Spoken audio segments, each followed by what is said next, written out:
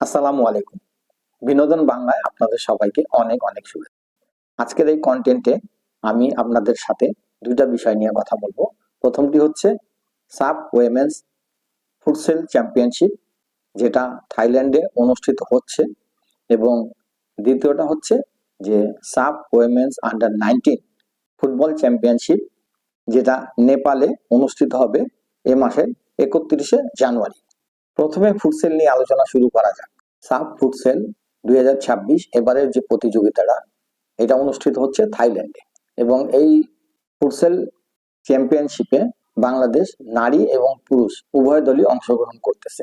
আমি যখন এই কন্টেন্ট তৈরি করি তখন অলরেডি বাংলাদেশ নারী এবং পুরুষ উভয় দলই দুইটা করে খেলা অনুষ্ঠিত হয়ে গেছে, এবং সবচেয়ে মজার বিষয় হচ্ছে গিয়ে বাংলাদেশের নারী এবং পুরুষ উভয় দলের প্রথম খেলা অনুষ্ঠিত হয় আমাদের চির প্রতিদ্বন্দ্বী ইন্ডিয়ার সাথে। প্রথম খেলা 14ই জানুয়ারি বাংলাদেশ পুরুষ দল ইন্ডিয়ার মুখোমুখি হয়, এবং সেই খেলায় বাংলাদেশ 4-4 গোলে ড্র করে। যদিও বাংলাদেশ দুইবার আগায় যায়, শেষের দিকে বাংলাদেশ কিন্তু 4-3 গোলে পিছায় যায়, এবং তারপরে বাংলাদেশ খেলা শেষ হওয়ার মিনিট 4 আগে গোল পরিশোধ করে 4-4 গোলের সমতায় আনে এবং শক্তিশালী ইন্ডিয়ার কাছ থেকে একটা পয়েন্ট ছিনায় নেয়। অপরদিকে বাংলাদেশ নারী ফুটসেল দলও সাবিনার নেতৃত্বে 3-1 গোলে চির প্রতিদ্বন্দ্বী ইন্ডিয়াকে পরাজিত করে। সেই ম্যাচে প্রথমার্ধে বাংলাদেশ 2-0 গোলে আগায় থাকে, দ্বিতীয়ার্ধে আবার একটা গোল করে 3-0 গোলে আগায় যায়, কিন্তু খেলার শেষ 5 থেকে 7 মিনিট ভারত একেবারে বাংলাদেশকে চেপে ধরে এবং একটি গোল পরিশোধ করে 3-1 গোলের ব্যবধানে তারা ম্যাচটি লুজ করে, এবং বাংলাদেশ পূর্ণ পয়েন্ট অর্জন করে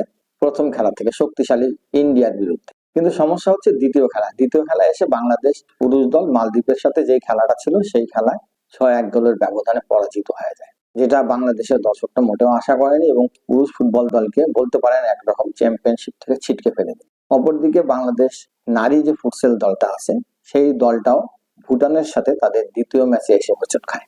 বলতে পারেন যে একরকম হারা ম্যাচ শেষ মুহূর্তে গোল করে খেলা 3-3 সমতায় শেষ করে এবং একটি পয়েন্ট অর্জন করতে সক্ষম হয়। বাংলাদেশ নারী দল ভুটানের সাথে যে ম্যাচটা খেলছে, ফুটসেল এমন একটা খেলা, এখানে যদি আপনি পিছায় যান তাহলে কিন্তু আপনাকে গেমে ফেরা খুব টাফ হয়ে যায়। বাংলাদেশ নারী ফুটসেল যে দলটা আছে এই দলের মনে করেন যে আর তিনটা ম্যাচ আছে শ্রীলঙ্কার সাথে, নেপালের সাথে এবং মালদ্বীপের সাথে। এই তিনটা ম্যাচ যদি বাংলাদেশ উইন করতে পারে তাহলে আশা করা যায় যে এবারের যে প্রথমবার নারী ফুটসেল চ্যাম্পিয়নশিপের যে ট্রফিটা এটা বাংলাদেশে আসতেছে।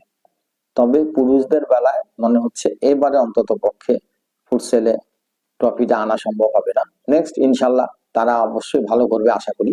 এবার আমি বলতে চাই যে আমাদের যে কোচ আছেন, ইরানি কোচ ফুটসেল দলের, আমরা যোগ্য কোচের আন্ডারেই আছি। কোচ যে দলটাকে চূড়ান্ত করছে নারী এবং পুরুষ দলটা যথেষ্ট ভালো। বলতে পারেন যে তাদের মধ্যে কম্বিনেশনও ভালো আছে, তবে বাংলাদেশ এর আগে ফুটসেল খেলেনি, যার কারণে এক্সপিরিয়েন্সটা অনেক কম। আস্তে আস্তে দল আরো ভালো হয়ে যাবে।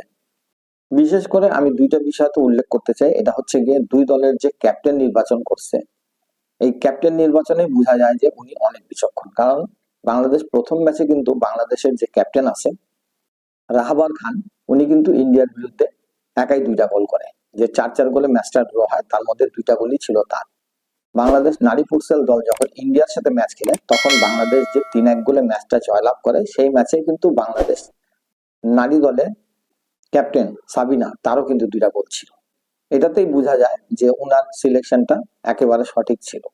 আর আরেকটা মেয়ের ব্যাপারে উল্লেখ করতে চাই, সেটা হচ্ছে গিয়ে স্বপ্না আক্তার ঝিলি বাংলাদেশ উইমেন্স যে দলটা আছে ফুটসেল, এই দলের গোলকিপার। বাকি যে মেয়েগুলা আছে যারা খেলছে তারা কিন্তু কম বেশি ন্যাশনাল টিমে খেলছে, এজ লেভেলে খেলছে, মোটামুটি তারা বাংলাদেশ ন্যাশনাল টিমের রাডারে ছিল, সেটা এজ লেভেলে হোক বা সেটা ন্যাশনাল লেভেলে হোক। কিন্তু এই মেয়েটা কিন্তু কখনো বাংলাদেশের কোন এজ লেভেল বা ন্যাশনাল টিমের রাডারে কখনোই ছিল না। এই মেয়েটা কিন্তু হাটে মাঠে ঘাটে খেলা প্লেয়ার, এবং বলতে পারেন যে সে কিন্তু একটা পপুলার প্লেয়ার, কারণ মেয়েদের অঞ্চল ভিত্তিক যে ফুটবলটা হয় সেই খেলায় এই মেয়ে কিন্তু যথেষ্ট পপুলার, কিন্তু কখনোই সে এই ধরনের এনভায়রনমেন্টে খেলে অভ্যস্ত না। এবং আমাদের ন্যাশনাল টিম বা এজ লেভেলের মেয়েরা যে ধরনের ফ্যাসিলিটিস গুলো পেয়ে থাকে সেই ফ্যাসিলিটিস কিন্তু এই মেয়ে পায় নাই।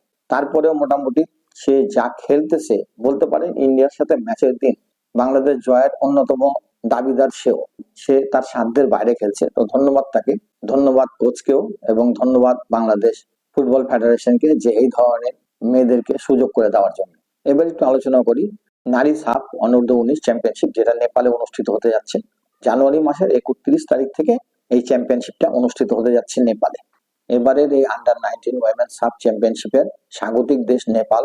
চ্যাম্পিয়নশিপটা শুরু হবে 31 জানুয়ারি 2026। টুর্নামেন্টটি শেষ হবে 7 ফেব্রুয়ারি 2026। এবং বাংলাদেশ যে অনূর্ধ্ব 19 দলটা আছে তারা 28 জানুয়ারি নেপালের উদ্দেশ্যে ঢাকা ত্যাগ করবে।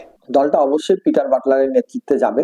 আর এই কারণে বাংলাদেশ যে ওয়েমেন্স ফুটবল লিগটা চলতেছে এখন বর্তমানে, সেই লিগটা কিন্তু 3 ফেব্রুয়ারি শেষ হয়ে যাওয়ার কথা ছিল, কিন্তু আন্ডার 19 সাব চ্যাম্পিয়নশিপের কারণে লিগটা 10 দিন পিছায় দেওয়া হয়েছে।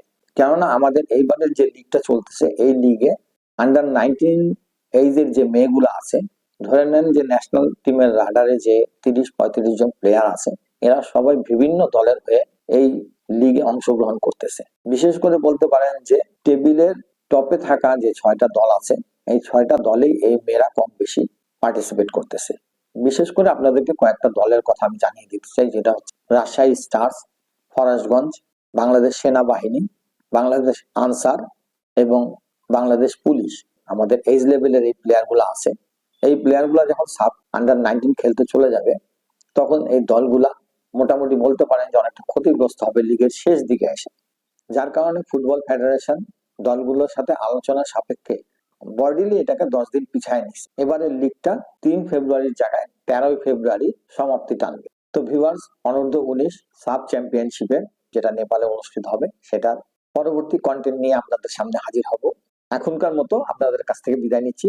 আসসালামু আলাইকুম ওয়া রাহমাতুল্লাহ।